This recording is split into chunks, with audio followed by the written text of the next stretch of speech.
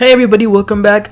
Let's discuss the latest episode of The Real Housewives of Salt Lake City. That's season 3, episode 13. Let's get right into it.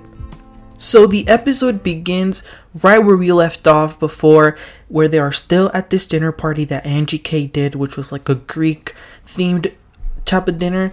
And they're still asking Heather how she got her black eye, but she says that she's not sure, but that she has theories. Again, not really taking it seriously and not really wanting to talk about it. So since they figured that they're going nowhere with that, Danna addresses Jen. And she tells her that, they were having a lot of fun that day. They were riding on that little car. They were bonding. But that she's feeling really uncomfortable with the information that she has. Which is that she knows somebody who used to work for Jen. And now they're an informant on her case. Now this is clearly a really sensitive issue for Jen. And it sends her over the roof. She's asking Danna who that source is, but of course Danna can't say. So then Jen starts to cry. She starts to get really angry and starts talking about the Constitution and how everybody is innocent until proven guilty. And she tells her that she shouldn't be saying that stuff and that she needs to check her source. She lets her know, and then she gets up and leaves because she's really, really upset.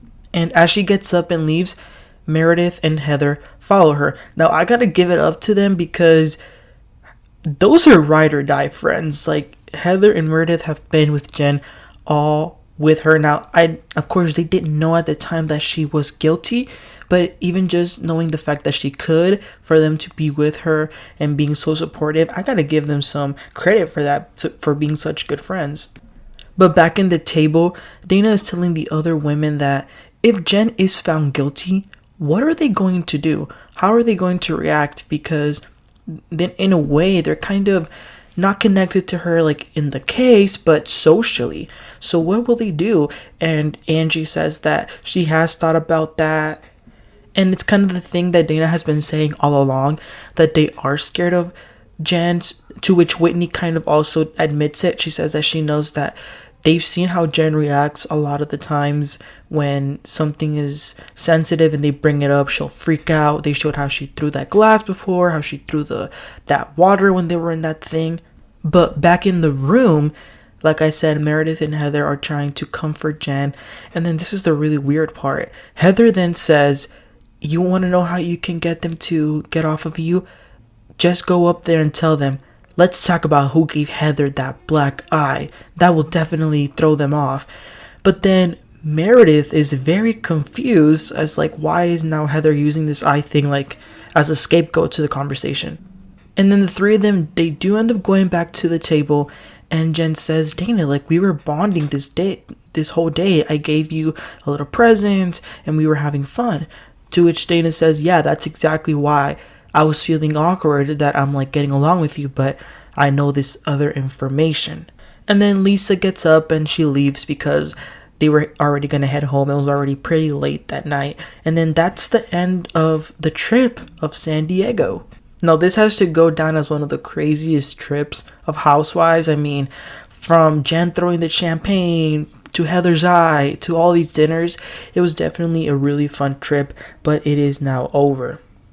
So then we see the women getting back to their homes, kind of settling in. We see some glimpses of what they have been up to. Meredith in particular is going to have an event for her sister's foundation on mental health. So she's kind of going over that with her kids. She did mention that Whitney was not going to attend, but she was telling her kids that Jen is going through a really hard time and kind of telling them a little bit about that. And she's also telling them that she's not too thrilled by the fact that Lisa will be attending, but it's not that big of a deal.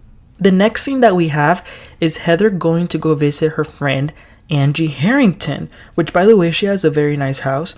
But they begin talking about the black eye because Angie heard about it and now she's seeing Heather personally. And Angie feels like she is protecting someone. She's very concerned and she's telling Heather that she's coming from a loving way when she's trying to find out what happened to them. And if somebody did in fact do it, she doesn't want Heather to protect them. But Heather doesn't want to talk about it at all. And it's starting to become a little frustrating. They also show a scene where Whitney is at her house and she's going over some old pictures of hers, and she then calls her brother on FaceTime, and they start talking a little bit about, trying to move on from their past traumas and wanting to grow. And she says that she feels like she's growing, but some people don't want to be growing with her, referring to Heather. So that's pretty upsetting to hear, but that's pretty much what we get from Whitney in that scene.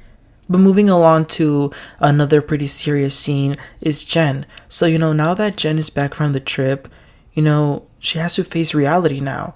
And it's really upsetting to her because she now has to come back to worry about the trial, lawyers, her depression, and her anxiety. So she's on a phone call with her therapist, and she's really worried about her kids.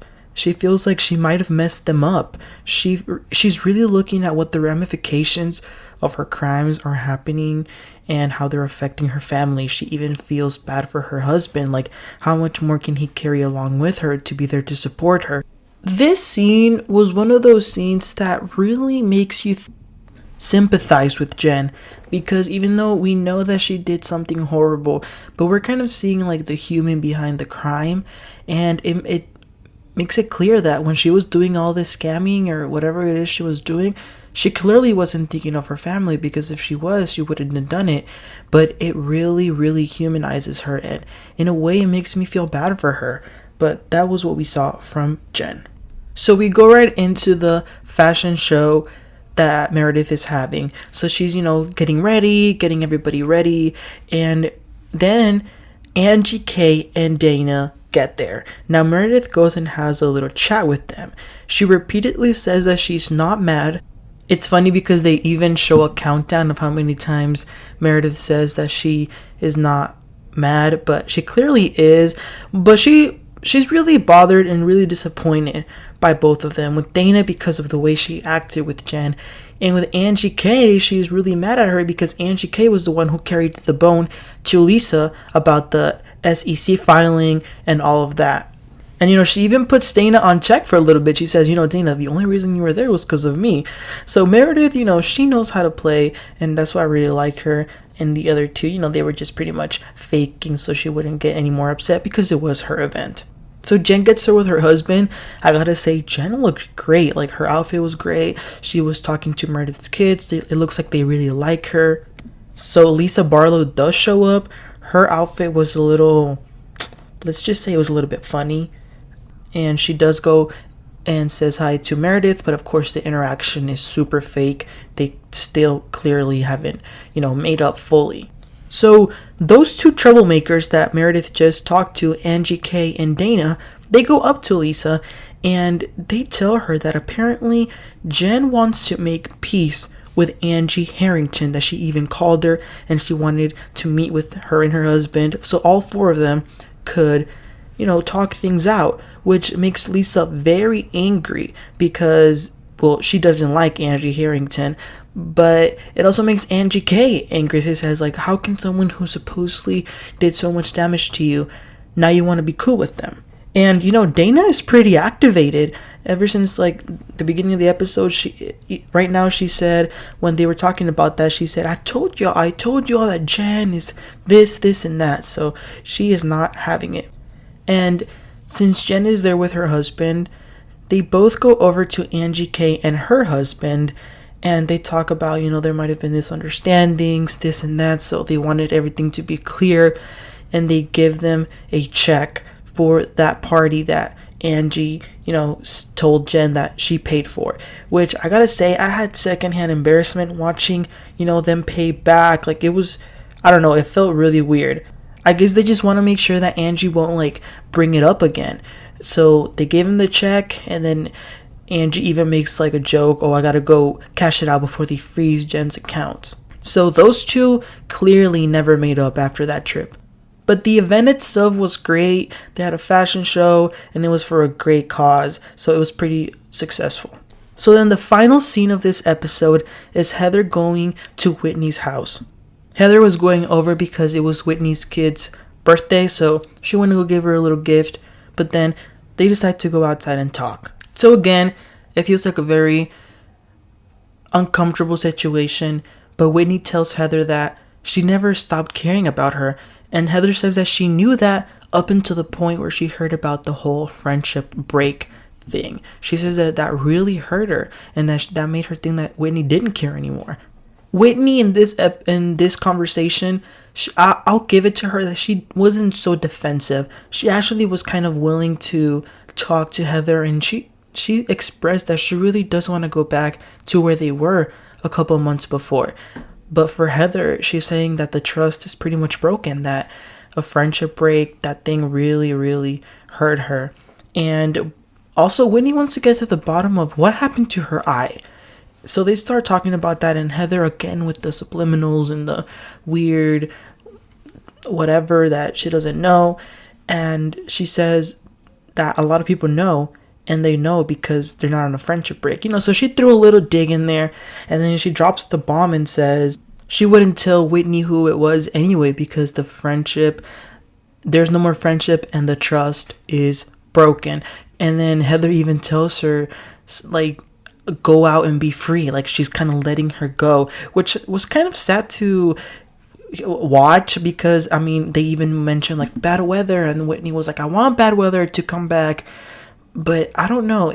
I think that as long as Whitney is friends with Lisa, Heather's not going to want to be friends with Whitney. That's the bottom of it. But they don't want to, tell the truth. But it was a little bit sad to watch that part. But they just end up agreeing that they should just, give each other some space. And that's the end of the episode. And then we get a little sneak peek for next week, which is the season finale. I didn't realize that the season was ending this fast, but next week will be the finale. So I cannot wait for next week. This episode was pretty good. I did enjoy it, but you guys let me know what y'all think in the comments. What do you think of Danna going after Jen in that dinner? And then what do you think of Heather and Whitney's friendship? Do you think they can never go back? Just let me know in the comments, please. Don't forget to subscribe and like so we can talk about all of our favorite reality TV shows. Until the next one, you guys have a great one. Bye.